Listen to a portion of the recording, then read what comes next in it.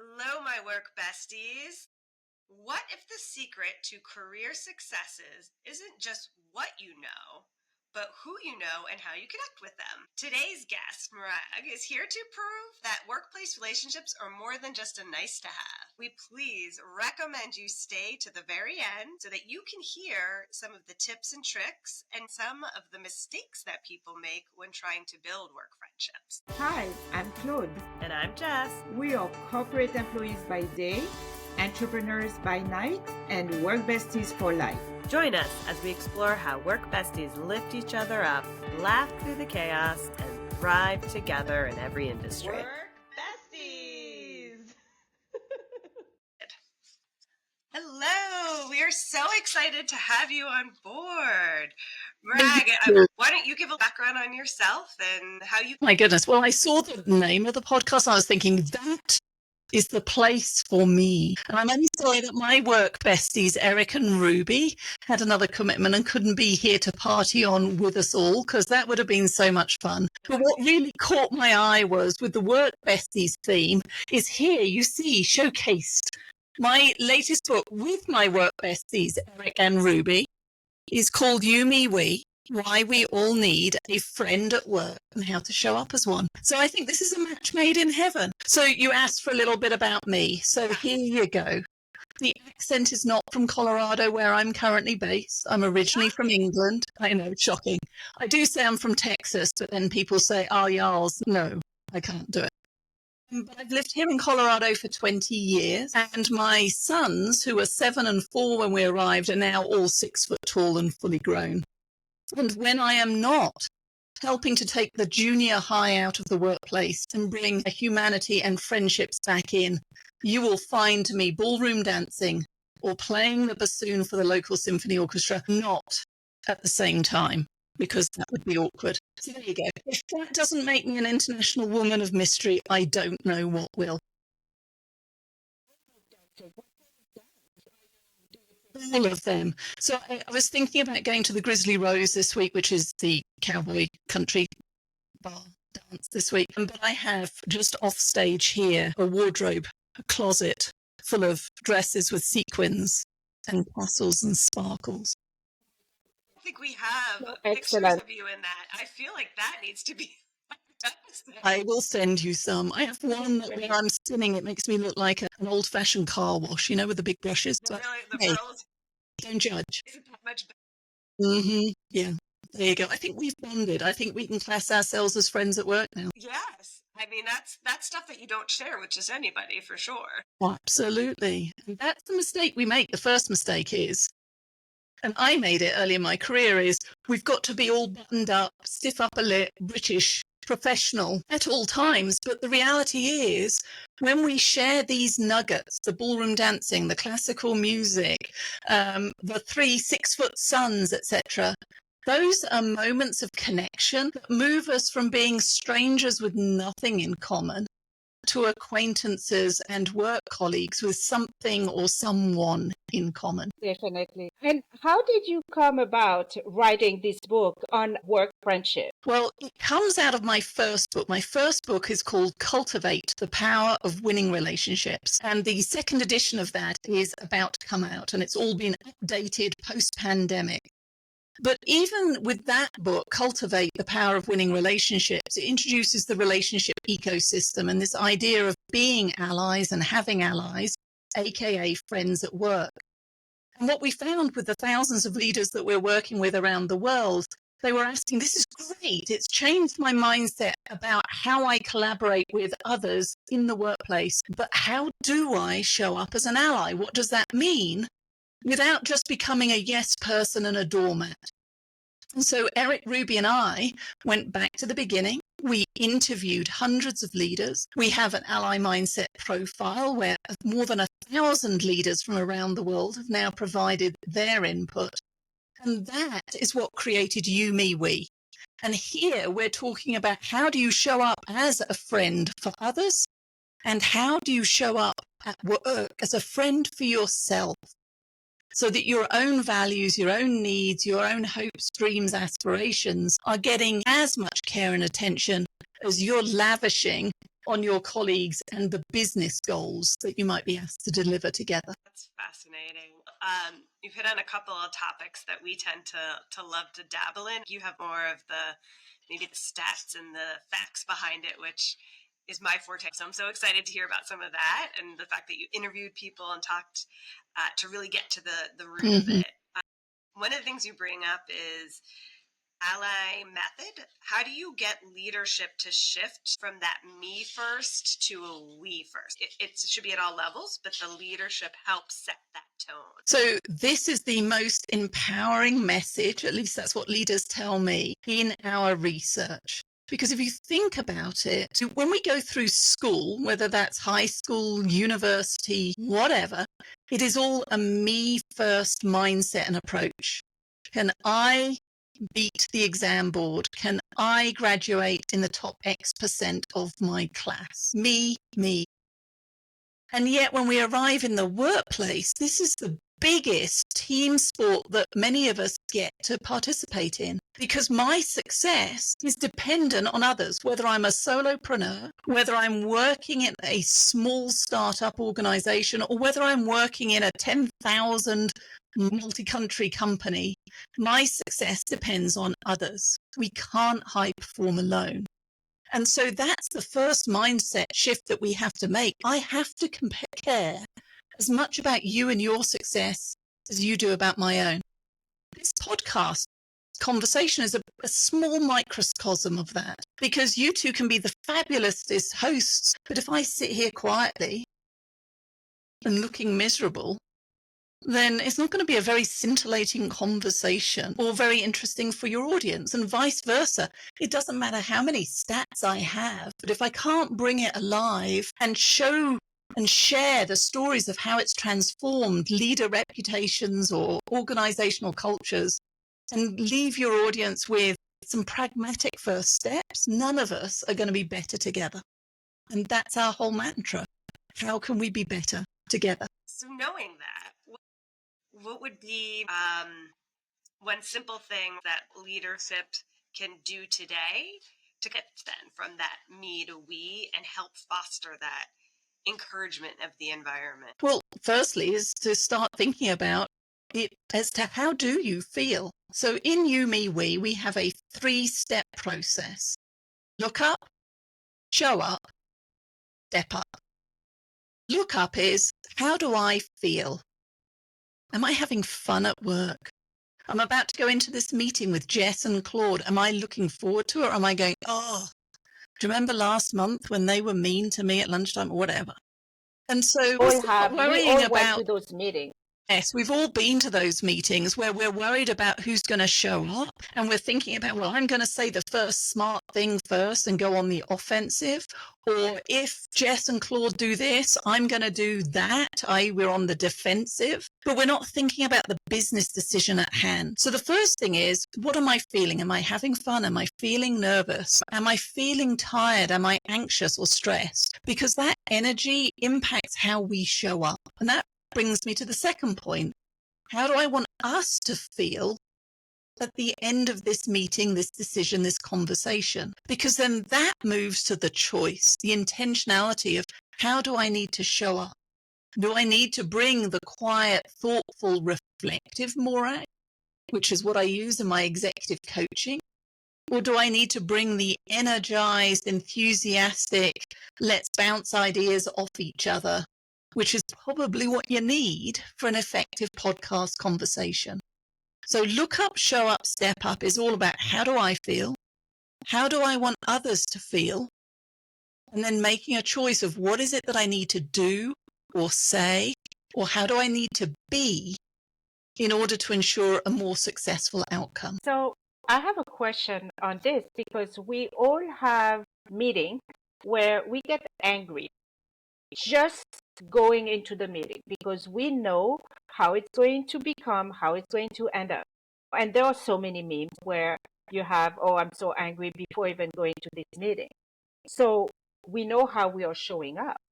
How can we change that mindset? So awareness is the first bit, and congratulations on knowing. But there is that, I think it's a misattributed quote to Einstein, that the definition of insanity is doing the same thing over and over and expecting it to be different. And so if we know we're going in frustrated, you can bet your colleagues are thinking, oh God, Morag's going to be frustrated again. And so they're coming defensive, and then we're not having the real conversations. We're not getting to the root cause. And so we're just fueling each other in this downward spiral. The best leaders I've worked with, I've seen them start with a simple pulse check. It might be, give me one word to describe how you're feeling as we come into this conversation. And it might be, enthusiastic, curious, overwhelmed, confused. And the idea is not then to poke the finger and blame and say, well, tell me more about that. Now you've got a pulse to understand, okay, so given that, how do we make this the best use of our time we can? Up to and including, do we need to reschedule till next week? And as leaders, the goal is not to make everybody happy. We're not responsible for other people's happiness. Oh, you get thumbs up. Nor are we trying to necessarily get to everybody saying yes. It's the difference between buy-in and bought in. We want everybody to be able to share what's on their mind, what they're excited for, what they're worried for, what might get in the way of success. For them to feel that those concerns are heard and considered. And then whatever the decision is, the bought in is that we can be one voice to the rest of the organization. It says, yes, we looked at all of the different choices. We realize this isn't perfect. And here's what we're doing and why. Versus going out and continuing to do what I call BMW, bitch, moan and whine. Can I say that? Complain and say, oh gosh, you won't believe what Jess has asked us to do. It'll never work. Well, that undermines the team. It undermines confidence in the leadership team, and it erodes our relationship. So what do you do if you're consistently feeling frustrated? If it's with a person, then you need to have a conversation with that person. Hey, Claude, it feels like we've been butting heads the last 3 times we got together. Does it feel the same for you? What can we do to move past this and get on with what we need to be able to do together? It comes back to, again, how I'm like working on a relationship, any Yes. other relationship. It's a work relationship, but it's still a relationship. It is. And in some of these instances, though, there's a difference in, say, the level, right? So in the particular meetings, let's say we're going into, maybe Claude and I are the same level, and we aren't the ones that have the strife. It's the bosses. So we're seeing them have it. What would be some things as the individual witnessing it that we could help coach? Let's assume in this scenario, I am your boss. It's a bit like now I'm picturing of Star Wars. I am your father. Well, except I'm not. I'm your boss. Yeah, exactly. And you two are like, oh my goodness, Morag, she's not listening.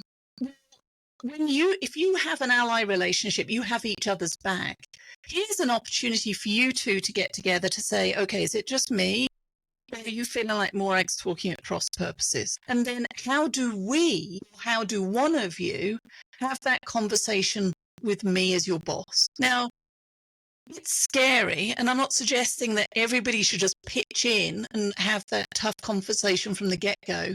But there's 2 things I want you to take away from that message and call to action. One is, yes, it could be career limiting for you to come to me as your boss and give me bad feedback. So you need to find a way to do it in a way that you feel safe, that you feel like you're likely to be heard. But it's also career limiting for me as the boss if I'm only getting the nods of, oh no, everything's lovely, Morag, when in fact it's not. So it's in both our interests, it's the we first, for us to find a way to have that conversation. And the going to your ally, going to your friend at work and saying, hey, help me think this through, help me role play it. There's a subtle difference between that being gossip and being a meaningful ally conversation. The former is all about drama. Oh my gosh, Morag, can you believe she did that again? And that puts them center stage and usually portrays that person as the villain. Whereas when you're having an ally conversation, you can still say, goodness, I can't believe Morag's asked us to do it. But now you're on the stage with me, and it's all about, and how do we get past this? How do we help her to see the other perspectives? And this is the power, and I've seen it happen. It has truly truly transformed leader reputations from at best being a brilliant jerk, at worst a jerk, to somebody who is inspiring and engaged and we want to work with. And it comes out one conversation and one relationship at a time. That's a really big, bold message that I hope our work besties take across, because we rely so much on hearing and feeling the culture from your leadership, but it's kind of a cyclical nature. You need the managers under them to also have a role and responsibility too, and to know that they should, so feel empowered. So I think you nailed it there. It's easy to say, well, they need to go first. Yeah. They need to fix it. But we are all, no matter whether we are the newest entry-level emerging leader that's just joined the organization or the CEO, we're all the they to somebody. Right. And whilst we might not be able to change the organizational culture overnight or fix that team that sits in the UK that keeps driving you nuts, what I can do is fix the relationship and the next meeting I'm in. I can choose, if I'm a people manager, to make a little oasis of calm and a team of allies around my table. And then I'll worry about how we as a team build a relationship with the teams up and downstream of us. So I think there's always more that we can do at an individual and a team level that then starts to affect and pick up momentum at an organizationally wide level. Your oasis example, because it's like the ripple of a puddle, right? Like you are an individual with a maybe small thing, but the ripple effect can really expand. I mean, it happens in the negative so often, but you can do it in the positive too. You can, yes. And I love also the word ally, right? Mm-hmm. I think it's a very strong word where it's, again, that relationship, that understanding each other, hearing each other. Now, you said also at the beginning that you interviewed a lot of leaders, and were they all very open that how important it is to have allies, to have work besties? Because sometimes we do hear that never be friends with your coworkers. So I just want to understand what was their perspective. It went for every level of heck no. It's not personal, it's just business. Got no time for this, through to those who were role modeling it. And if I go with stereotypes, we interviewed leaders in oil and gas, gold mining, literally life and death environments where if I don't have your back, if we're not taking and following the safety precautions, literally we can lose life and limb. We interviewed those in a healthcare system who, again, traditionally are caring, compassionate, all about helping, making others better, but maybe shied away from the tough feedback and holding each other accountable for the standards and the new ways of working that may be expected. And we interviewed leaders from across 20 countries and on 6 continents. Now, we haven't interviewed everybody. But here's the thing. The language, whether you choose to call them colleagues, workmates, friends, allies, I don't care. All I want to do is for the next 6 weeks that we're working together, for the 3 years we're going to be on this team, let's have a little fun. Let's make life and work a little lighter, and let's create an environment where we can all show up and do our best work together. That's the power of having and being an ally or a friend or a bestie at work. So there's a way to do that authentically. Mm-hmm. But there's also a way to do it inauthentically, right? So if I was, let's say, a manager who is just not open, not a very inviting person, and I take this course or training with you or learn from even just reading your book, the next day I show up like, okay, now I want to talk about how we have fun. How would you help somebody that goes from one persona to this without it being inauthentic? So I have yet to meet anybody who gets up in the morning and thinks, oh, I want to be seen as a brilliant jerk today. or as an adversary, which is one of the other relationships dynamics I talk about in the book. But we get it because either our styles are misaligned, maybe our goals are in competition. This isn't about personality transplants. Nobody needs to do a 180 on who they are, but I guess all of us need to round out the edges. So here's an easy way. Buy everybody a copy of my book, You, Me, We, and read it.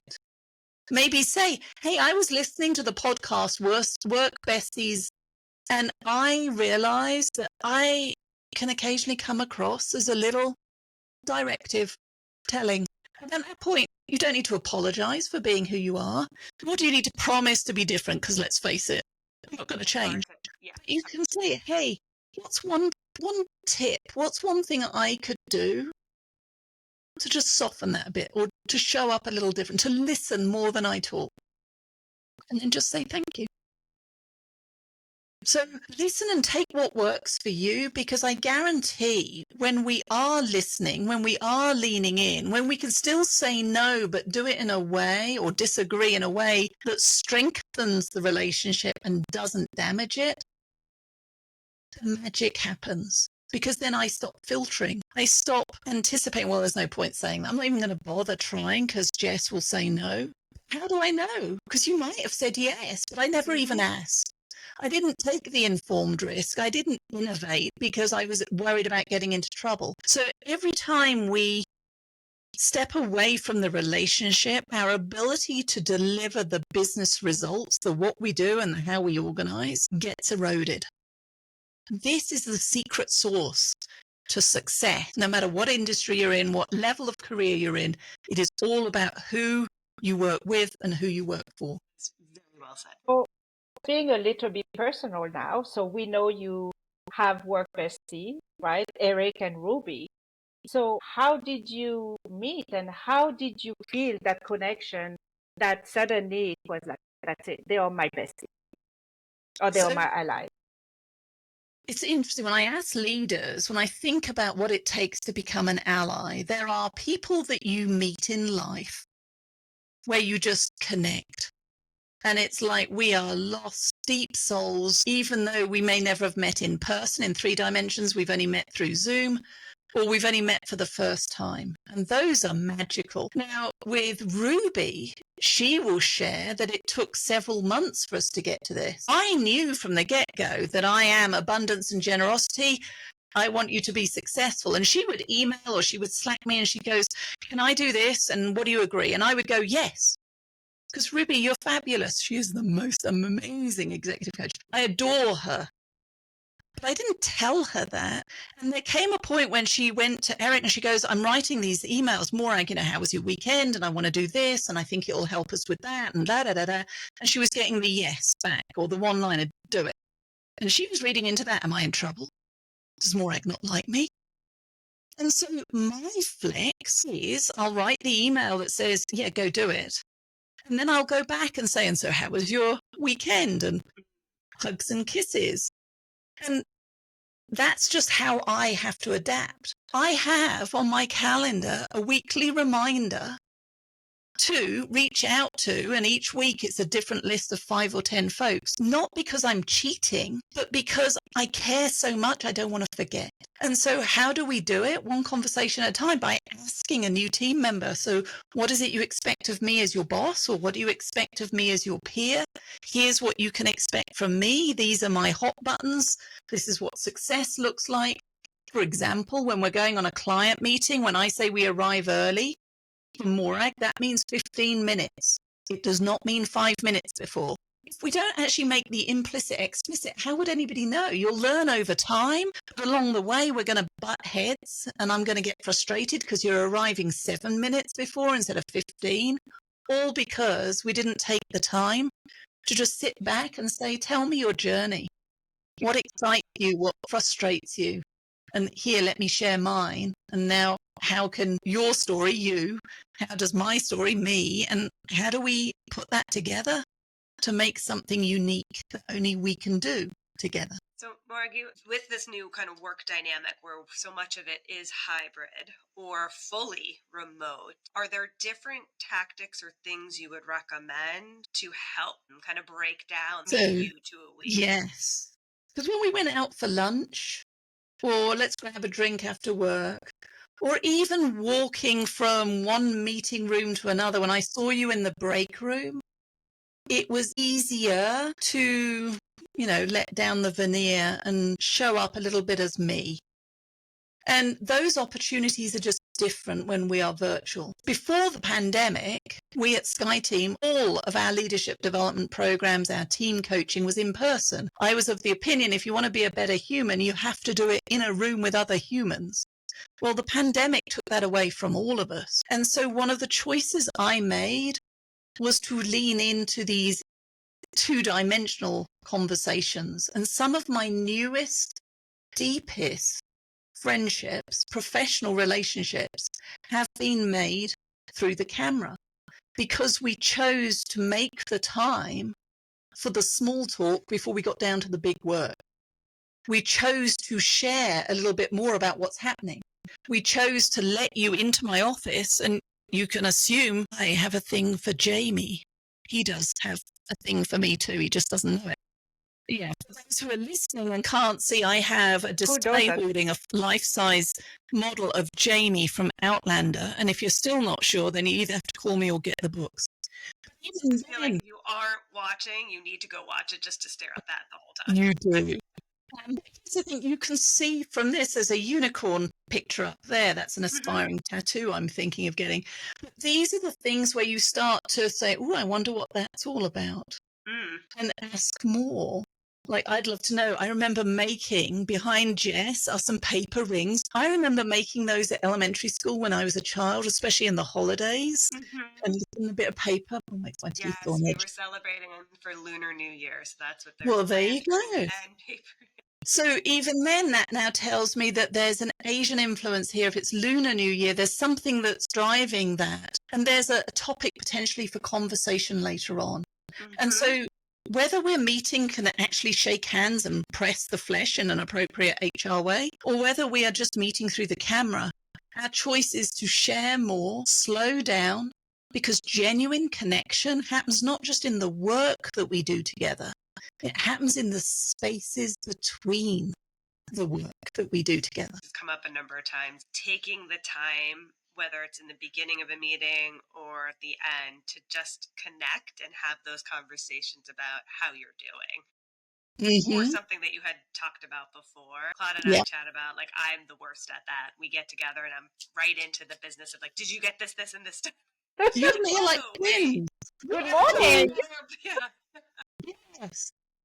So we start all our SkyTeam meetings with a section we call Ripples and Joys. And we took that from an organization called City Year. And we've been doing it now for 10 years. And when we started, I thought, oh God, this is hokey. Like, come on, down to business. Ripples and Joys are things we've done that have moved a client forward or a project forward or a new document we've created. It can be the transactional stuff. And then the joys is anything personally or professionally that's brought us joy and made us happy. And it is powerful because as a leader, when you take a few minutes to get your team and share, you learn what motivates people without having to ask. You're learning about the challenges that they may be navigating in their whole lives that may be impacting how they're showing up in their work lives. So to your point, small talk, icebreakers, it may not come naturally. So what can we do as leaders? Start putting it on the agenda, making it safe, role modeling it, being curious. And over time, it will create a life of its own and transform it. I'll give you an example. We had a leader, a defense contractor, I believe, but think about it. Very secret work that they can't tell us about with everybody having to swipe through into secret parts of the office. And needless to say, when we arrived, the culture was very politics, silos, turf wars. Nobody really communicated. And the CEO turned to Eric and said, so are you saying that I've got to start every meeting with 5 minutes of small talk? And Eric went, yes. So this leader, and it's in the books, literally added an agenda item that says Mark's 5 minutes of small talk. And it was very structured, a bit like my meeting reminder. Well, it took on a life of its own, such that everybody, other leaders, started putting marks, 5 minutes of small talk, on theirs. And that culture, yes, they still work in their silos because they have to, but you hear laughter, there's fun, there is a sense of connection in a team and an organization that was disconnected beforehand.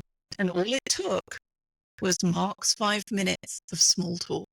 So funny because you would think that putting in an agenda is not authentic, right? Because it's like it's something I have to do. It's not something that I want to do.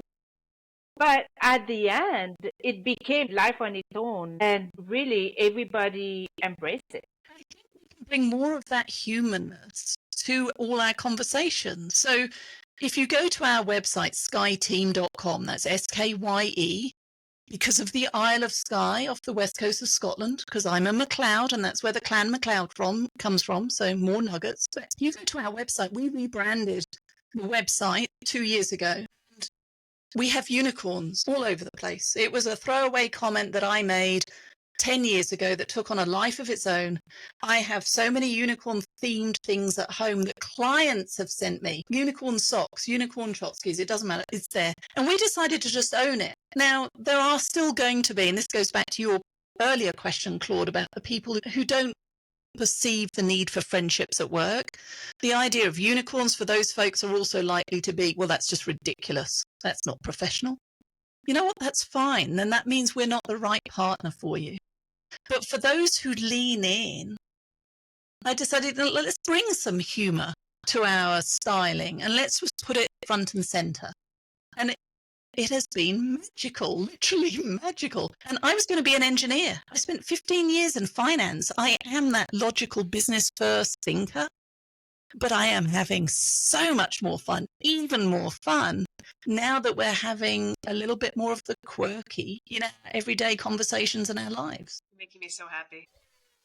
One of the things I was thinking is like, so we started this podcast because the relationship that Claude and I have was having that ripple effect in our organization. And I think it was a throwaway comment that someone said to us, like, oh, maybe you guys should have a podcast to spread this to everyone else. And typical me, I had like checklist of stuff. I quickly ran and was like, let's go do it. Mm-hmm. Yeah, love it. Oh, we are doing it. And I'm like, yeah, Claude's like, oh my, I thought it was just a joke. I didn't know we were moving forward with it. But the thing that we've loved so much about it is how happy people are talking about their work besties and how much it changes their persona and their day, knowing that they'll get to see work or day. talk to, or interact. So hearing that this is a helpful tips and tricks for management for any level is just so empowering and giving tools and ways for all organizations, because you've just hit on institutions that felt like they should be more siloed, but even within them you need that level of brevity and element to pause and let people be who they are. Well, think about it. We spend most of our working and waking lives at work. If we have no friends at work, and unfortunately 20% of the leaders who've taken the Ally Mindset profile say they have nobody to turn to, well, on the best days, that's lonely and isolating. But what happens when your project goes off the rails, or you're missing a milestone, or you've hit a hurdle? If you've got nobody to turn to, talk about stress, anxiety, and burnout. And if we find ourselves on the job market, who are we going to turn to help us land that next opportunity? Exactly. So it's in our interest to invest in those relationships today so that we can have fun every day, but also that we are better prepared for the inevitable hurdles and knocked knees that we're all going to have on this journey. We spoke at some point or so with Jess, where we spend most of the time at work, like you say, and a lot of time our significant other will not understand what we are going through. So that's why it's so important to have this person, this ally, I love that word, I have to say, this ally that understand where we are coming from. And sometimes it's not to give point of view, but just to listen and to be there. I'm here, because that's not what you always have at home. You cannot do that. No, They listen to our soap opera drama and they perhaps can keep up with some of the cast of characters, but they're not in it. They can't help. And we need to have that conversation either with the ally or with the person with whom we're butting heads so that we can do different. So at the very beginning, I made a comment. I'm curious what your thoughts are on this. What would be the number one mistake people are making when trying to establish work friendships? Using hope as a strategy. Ooh, if I'd had a penny, well, if I'd had a penny for every leader that says, well, you just do your job and prove that you are trustworthy and worthy of being an ally, and in about 2 years, we'll be okay. Well, at the pace of change, none of us have 2 years to get to that point. And so it is amazing how quickly we can deepen a relationship. One of the ways to do that is if you truly are somebody's ally, if you truly are somebody's bestie at work, even if you've worked together for 10 years, tell them. Make the implicit explicit. Say you were listening to this podcast and it got me thinking about you, and I just want you to know I'm grateful for the work we've done together. And think about the colleague you would jump at the chance to work with again. Who comes to mind? What makes them special? And I've asked that question of thousands of leaders, and the themes that come through are clear. It's rarely about how smart they were. Occasionally that gets mentioned. It is rarely about their technical skills. Yeah, that does get mentioned. It is invariably all about how they made you feel, that they gave you the tough feedback that transformed your approach, that they took a risk on you before you thought you were ready, that they were fun to be around, they coached, they mentored you. It's all about the people skills. And so as you're listening to this conversation, that colleague who that you jump at the chance to work with again, the work bestie that you already know you have, but you haven't told, I dare you, I double dog dare you. Send them a message, tell them next time you see them, send them a LinkedIn message, text message that says, hey, I was listening to this podcast, Work Besties, thinking about best colleagues I would love to work with again, and you came to mind, and here's why. When I get leaders to do that in our leadership programs, when we start getting the replies back, it's everything from, oh, shucks, you've made my day, don't mention it, to really profound messages. So don't assume, don't hope that other people know that you are their ally. Tell them and then show them by following through. I'm smiling ear to ear because I write call notes for our podcast. Yeah. And I kid you not, Claude can attest because she has it in her hands too. Our challenge for the Work Besties was to take a moment today to tell a colleague that you appreciate. Reach out to that work bestie who doesn't even know that they're your work bestie and start building that stronger connection. You'll never know until you do it. How fitting. So thank you. And do it. I had a leader, this is a heartbreaking one. I had one leader who did that, and they followed, I'm going to cry as I think about it, but they followed up with me and they said, you know, I sent that message because you told me to and you made me. He said, but the person I reached out to, and here was the reply, they passed away 1 month later. And had you not encouraged us to send that message, I would not have had that opportunity to close that loop. So I'm hoping this isn't the first, the last time you get to do this. But it doesn't matter whether you're the CEO or brand new. We all appreciate hearing that we are seen, we're heard, we're valued. So send that message. I think that's a fabulous call to action. I love that. It's a sad reminder of how fleeting life is and important it is to be so open with everybody right away, but very moving. Thank you for sharing that. I know. Life is short, and we need to appreciate people. We need to tell them. That's where Ripples and Joys come in every Friday at Sky Team. It's a way of celebrating. Hey, congratulations, player one. You've made it to the next week. But it is a way of recognizing just how far we've come together and just taking a breath for what are we going to be doing going forward together. Morag, this is fantastic. This conversation was so on brand to Work Besties, who we stand for, what we're trying to create in this movement. And it was just nothing short of inspiring all the way up to the very end. I still have chills. We love how you broke down power of workplace, friendships, and leaderships. It's all about us becoming from the you, the me to the we. So thank you for sharing that. Do you have any parting words that you'd like to? I do. If I've piqued your curiosity, then of course, please get your hands on You, Me, We. That's available in audio, print, Kindle, whatever your poison, whichever your preferred way. But I also link in invite the show notes too, everybody. I also invite you all to continue and add to our research by learning about your own ally mindset and the 5 practices. So you can do that by going to SkyeTeam, SKYE, team.cloud/You, Me, We, and it will take you straight to the ally mindset profile. And of course, connect with me on LinkedIn, follow our work at skyeteam.com, and I look forward to being your ally at work. Thank you so much, Morag. It was so fantastic. So to our work besties out there, let's keep that conversation going. Morag has put out a couple call to attentions, one for all of us, but for you all specifically to check out Morag's book, her website, really think about how you can make a difference. So if you loved this episode, which we're sure you did, make sure to like, subscribe, and hit that follow button so you never miss an upcoming episode. And please don't forget to leave us a review, and please share this episode. It has been so moving for us. We know others will be inspired by it too. So with that, keep on supporting each other, work besties. Bye. Remember, whether you're swapping snacks in the break room, rescuing each other from endless meetings, or just sending that perfectly timed meme, having a work bestie is like having your own personal hype squad. So keep lifting each other up, laughing through the chaos, and of course, thriving. Until next time, stay positive, stay productive, and don't forget to keep supporting each other.